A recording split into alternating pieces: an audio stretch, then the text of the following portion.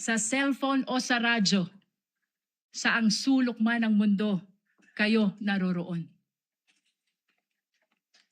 Maraming Pilipino ang nagtatanong ngayon, bakit mahalaga ang paglilitis na ito? Ano ang kaugnayan nito sa buhay ng ordinaryong Pilipino? Lubos po naming nauunawaan ang mga tanong na yan. Sa katunayan, may isang driver na nagtatanong, paano sasapat ang kita sa pasada upang mapakain niya ang kanyang pamilya? May isang OFW na nagtatanong, hanggang kailan kailangan lumayo upang mapaaral niya ang kanyang mga anak? May isang guro na nagtatanong, paano pagkakasyahin ang kanyang sahod sa dami ng utang na hinuhulugan? May isang manggagawa na nagtatanong, hanggang kailan magtitiis sa pansamantalang trabaho at kakarampot na sweldo? Sa unang tingin, maaring sabihin na malayo sa buhay nila ang paglilitis na ito. Ngunit hindi. Hindi po. Sapagkat ang usapin ngayon ay patungkol sa isang bagay na pag-aari nilang lahat. Ang kanilang pera, ang kanilang tiwala, ang kanilang karapatan na maningil ng pananagutan mula sa mga pinuno na kanilang pinagkatiwalaan. Kapag ang isang empleyado ay nagkamali ng paggamit ng pera ng kumpanya, siya ay pinagpapaliwanag. Kapag ang isang barangay treasurer hindi maipaliwanag ang nawawalang pondo, siya ay iniimbestigahan. Kapag ang isang principal ay naglustay ng pera ng bayan, kahit 5,000 lang yan, siya ay pinaparusahan. Natural lamang na magtanong ang sambayanan kung ang ordinaryong Pilipino ay pinapanagot. Bakit hindi ang pinakamakapangyarihan na opisyal ng pamahalaan? Ito ang dahilan kung bakit mahalaga ang paglilitis na ito. Hindi upang usigin ang isang tao, hindi upang maghiganti sa kalaban, hindi upang manalo sa politika, kundi upang sagutin ang isang tanong na napakahalaga sa kinabukasan ng ating republika. May saysay pa ba ang pananagutan sa ating bansa? Sapagkat ang kasong ito ay higit at lampas sa sino mang opisyal. Higit at lampas sa anumang partido. Higit at lampas sa alinmang administrasyon.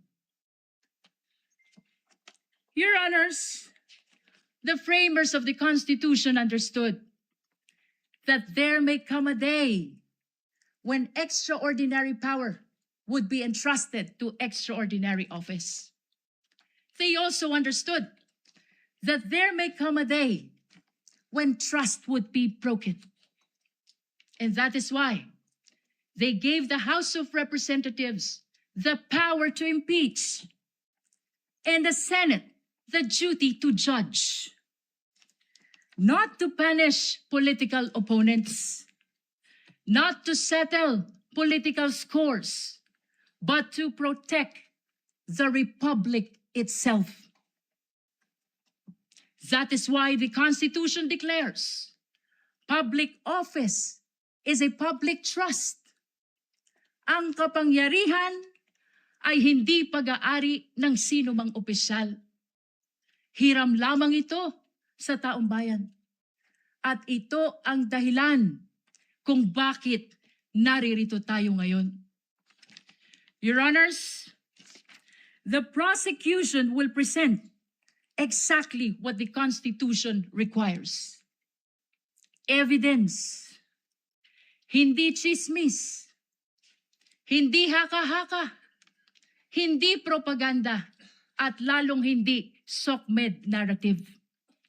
Evidence, official records, financial documents, government reports, video recording, statements under oath, independent findings of institutions created by law.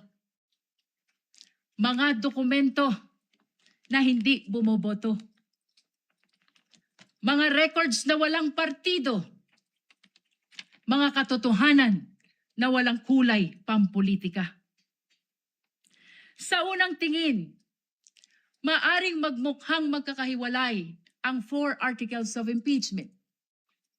Confidential fund, unexplained wealth, bribery and corruption, threat against constitutional order. But these are not 4 separate stories. These are 4 chapters of the same story. Story about power exercised without accountability. Story about public trust betrayed. Story about public office that stopped answering to the public.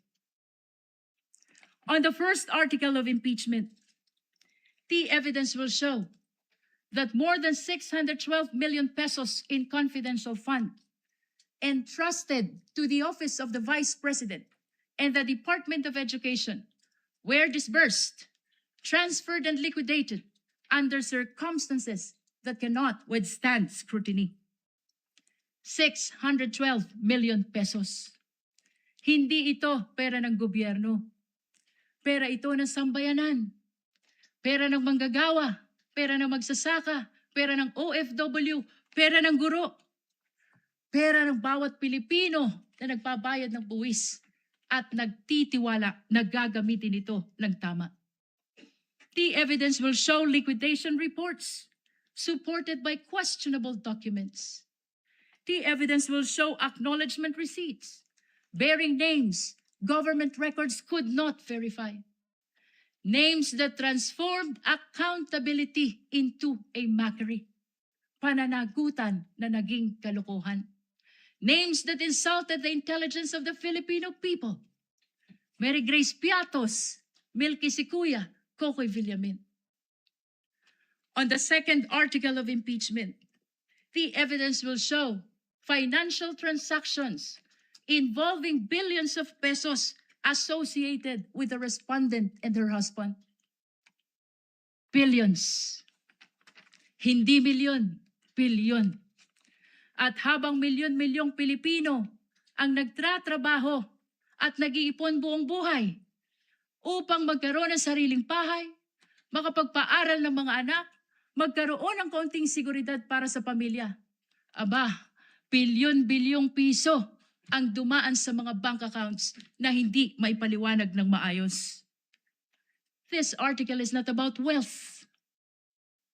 This is about accountability. This is about explanation. If wealth was lawfully acquired, where is the lawful explanation? If transactions were proper, where is the complete accounting? If numbers truly add up, then why do they refuse to reconcile? On the third article of impeachment, the evidence will show bribery, graft and corruption through the distribution of cash payments and monetary gifts to officials under the supervision of the respondent. This article is not simply about envelopes. This is about institution. This is about whether loyalty was purchased rather than earned. Government cannot function if loyalty is purchased instead of earned. Kapag nabibili ang katapatan, nawawala ang integridad. At kapag nabibili ang opisyal, nabubudol ang bayan. Perhaps the greatest tragedy is where the conduct allegedly occurred. In the Department of Education. Tama po sa DepEd. The institution entrusted with teaching future generations honesty, responsibility, integrity. On the fourth article of impeachment, the evidence will show culpable violation of the Constitution, high crime, betrayal of public trust through conduct that threatens constitutional order. Among all allegations before this court, none strikes more directly at the heart of constitutional order than this one. Ito na po ang pinakamatindi. And unlike in many cases, which depends upon competing accounts, this evidence comes substantially from the respondent's own recorded public statements. The court will see them. The court will hear them. The court will judge them. Public officials may disagree. We may criticize one another. They may compete fiercely for power. That is democracy.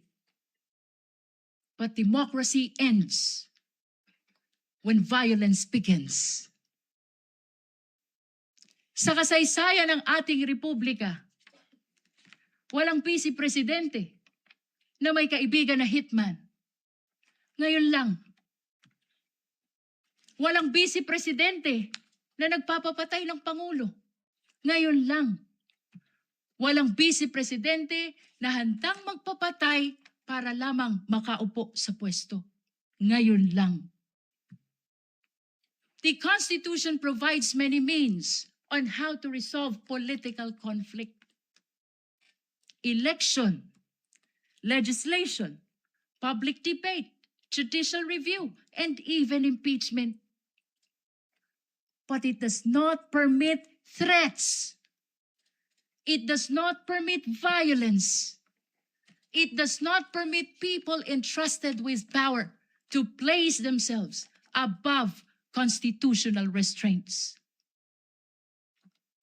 Your Honors, at the center of this case lies a simple question, perhaps the most important to any republic. When the people entrust power to a public official, does the public official remain accountable to the people, or do the people become accountable to the public official? The Constitution's answer is very clear. Power belongs to the people. Public office is merely borrowed, and every borrowed power carries with it the obligation to account for its use. If a barangay treasurer must account for public fund, then so must the vice president. If an ordinary public servant can be investigated, then so can the highest officials of the government. If ordinary citizen is expected to obey the rules, then surely those who govern them must obey them first. Otherwise, what lessons do we teach our children? That there is law for the powerful and another for everyone else?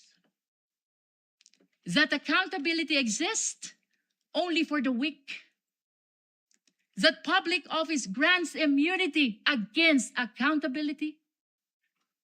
Your Honors, this is not the republic envisioned by the Constitution.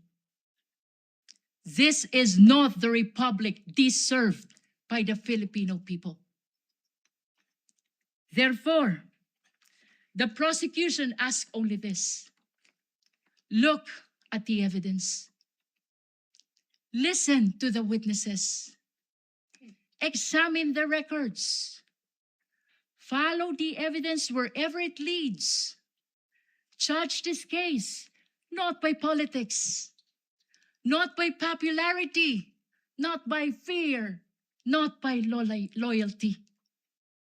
Judge this case by the Constitution. Judge this case by the evidence.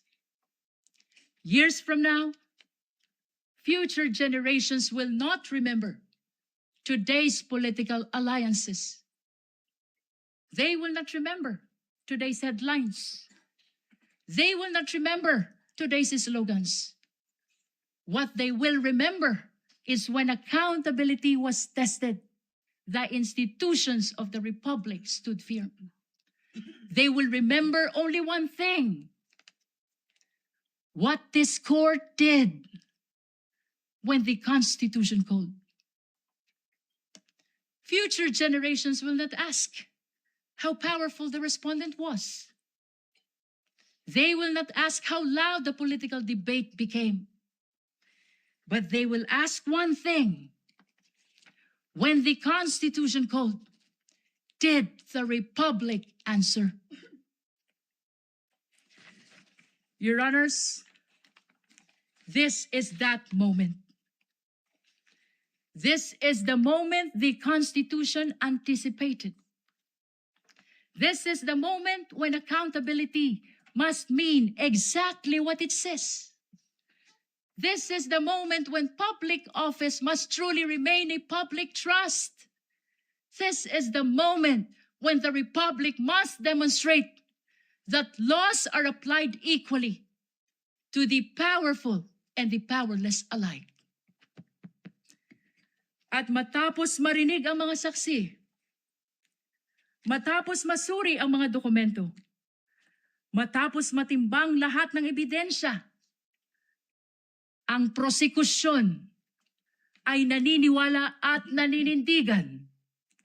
Isa lamang ang maliwanag na konklusyon: ang tiwalang ipinagkaloob ay nilabag. Ang kapangyarihang ipinahiram ay inabuso. At ang konstitusyon mismo ang humihingi ng pananagutan. Amid the clarity of the mandate of the Constitution, political noise continues. Political squabbles continues. Political division continues. Please, let me conclude.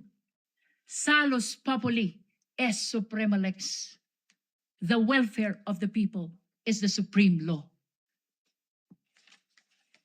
Thank you, Your Honor. The opening remarks of the prosecution through the lead counsel is duly noted. Opening remarks for the respondent. Counsel for respondent has 15 minutes, and we will give you the same latitude we gave counsel for the prosecution for an additional 3 minutes, should you so need it. You may proceed, ma'am. Thank you, Your Honor. Your Honors, fellow Filipinos, good afternoon. As we begin today the impeachment trial of the Vice President, and in the days ahead, this court will undertake its constitutional task of receiving and weighing the parties' evidence, and ultimately to decide whether these pieces of evidence justify either a judgment of conviction or acquittal, guided only by its members' conscience and their solemn oath to do impartial justice.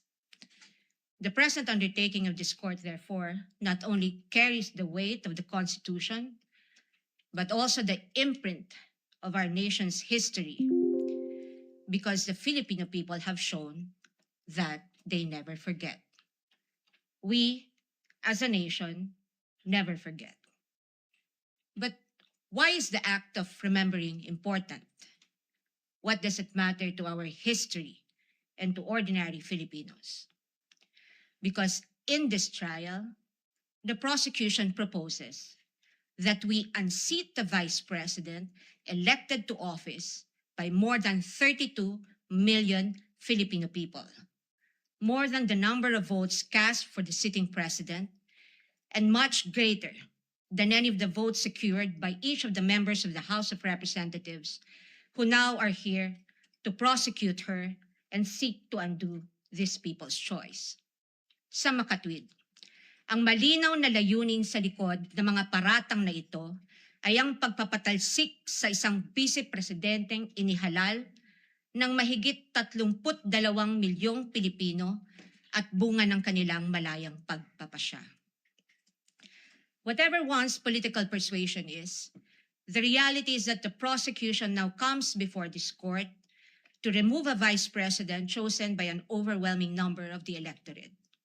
You all have heard the prosecution say repeatedly that this is because they seek accountability, that the people have a right to hold their leaders accountable. This is not a matter of debate.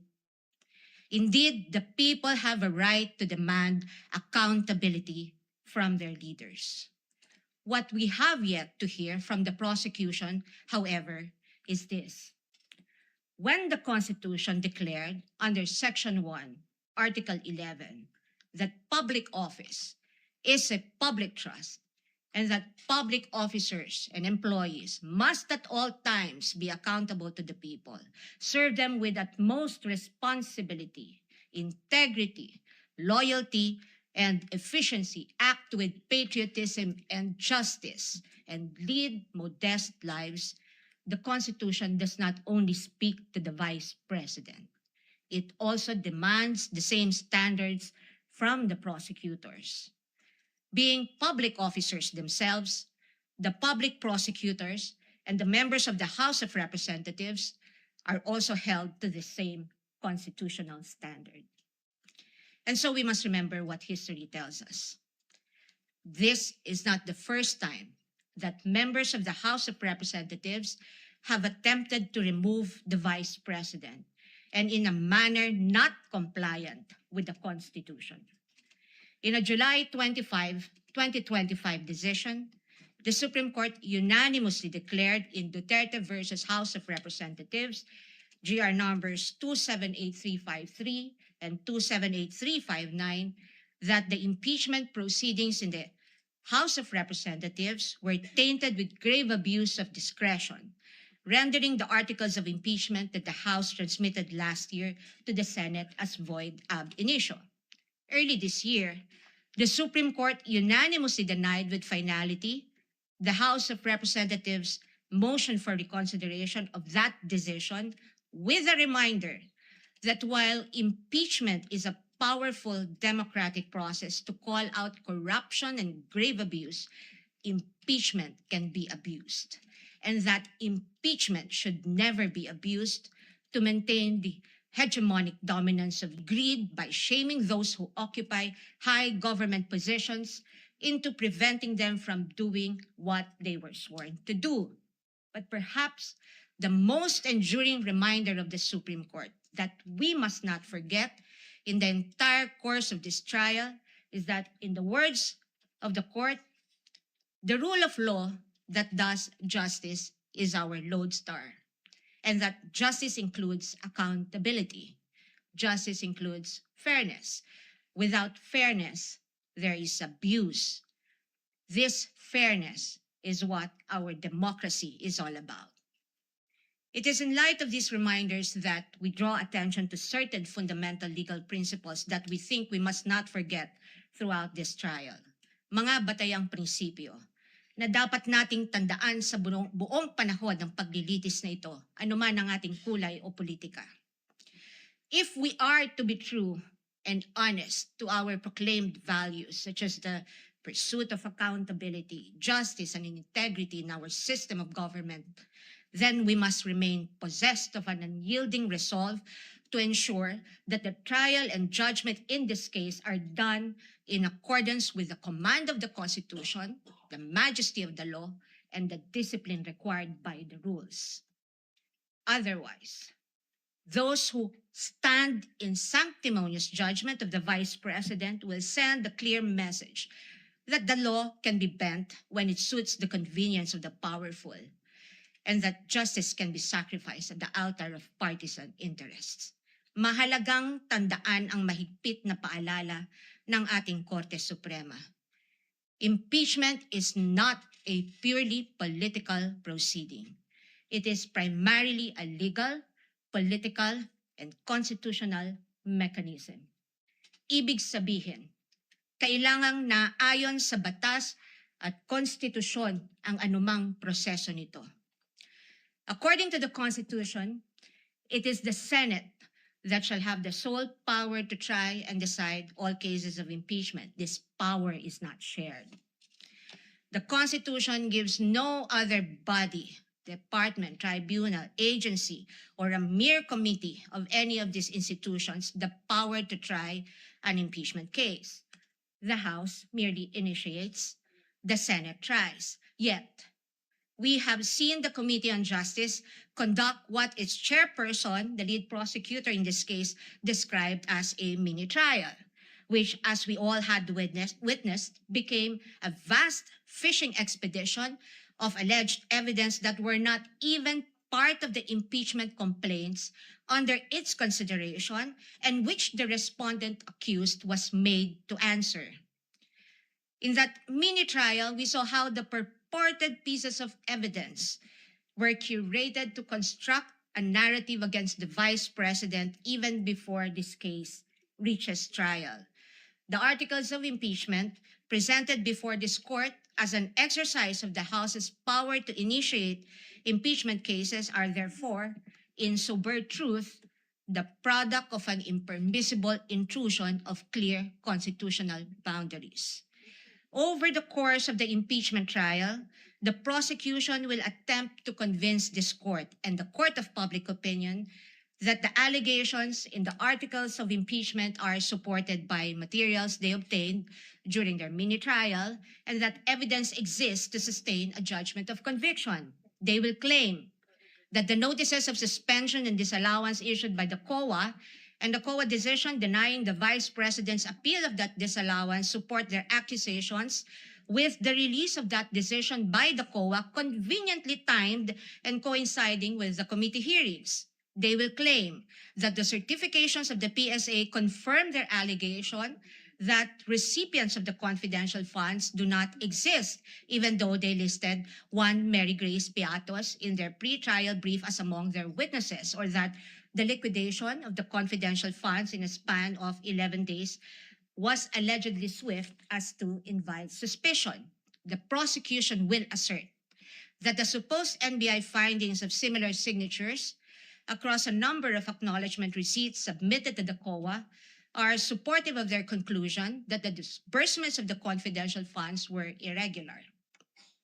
What the prosecution avoided informing the public so far are these: that it was the then Secretary of the Department of Budget and Management, Amena Pangandaman, who issued a memorandum for the President through Executive Secretary Lucas Bersamin on October 18, 2022, recommending the approval of the Office of the Vice President's request for confidential funds.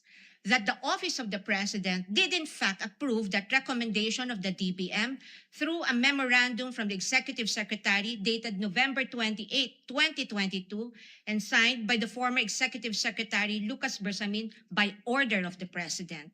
That on December 13, 2022, the DBM issued a special allotment order number SARO-BMB-C-22-001-2004, signed by former Secretary Amena Pangandaman to cover the request of financial assistance, subsidy, and confidential funds of the OVP that, notwithstanding the impending end of the fiscal year, the confidential funds were nonetheless released to the OVP on December 20, 2022 under this documented approval process.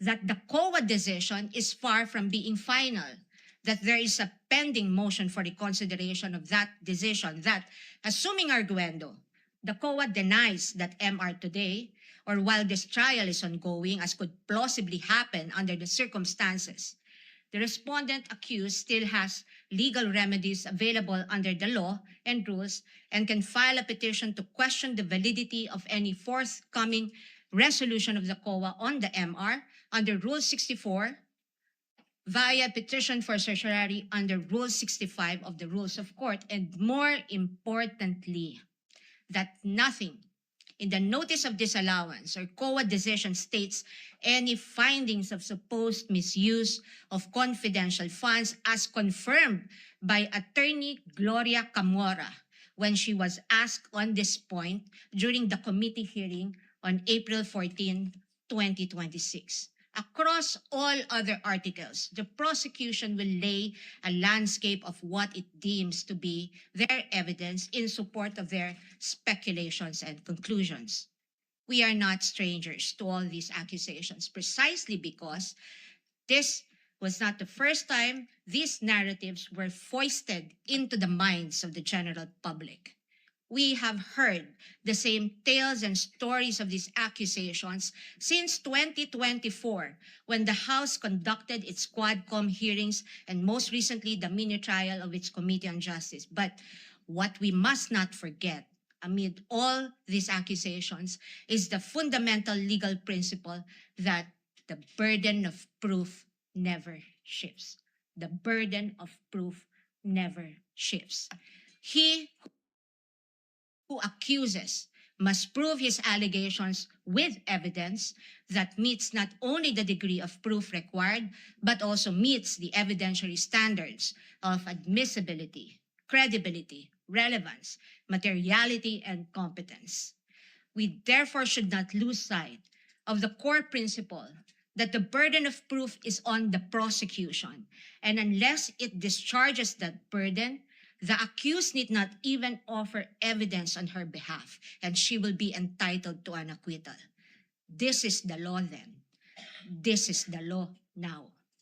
And the underlying principle for this burden of proof is simple. Under our Constitution, every accused is presumed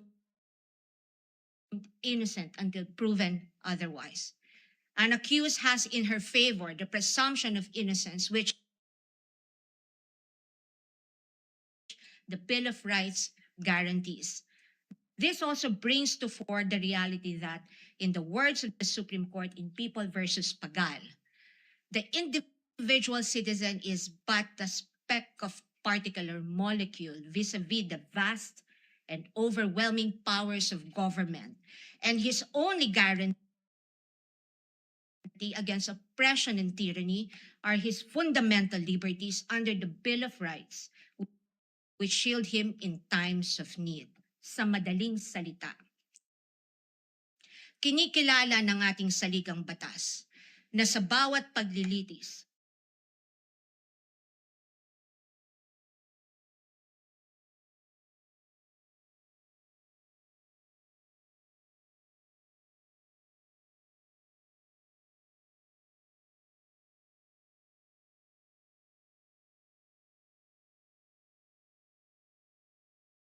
ang isang individual ay nahaharap sa malalim at napakalaking makinarya ng buong Estado.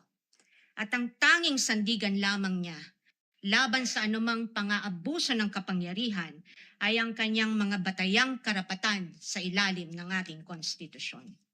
Kaya't mahalagang linawin na sa gitna ng pagtatangkang ikondisyon ang kaisipan ng mamamayang Pilipino at sa gitna ng walang humpay na komentaryo sa mga pampublikong espasyo, wala pang maituturing na anumang ebidensya o alegasyon na napapatunayan ng prosekusyon sa simpleng dahilan na ang bawat ebidensya ay kailangang dumaan muna sa pagsuri ng korteng may tanging kapangyarihan sa ilalim ng ating salita.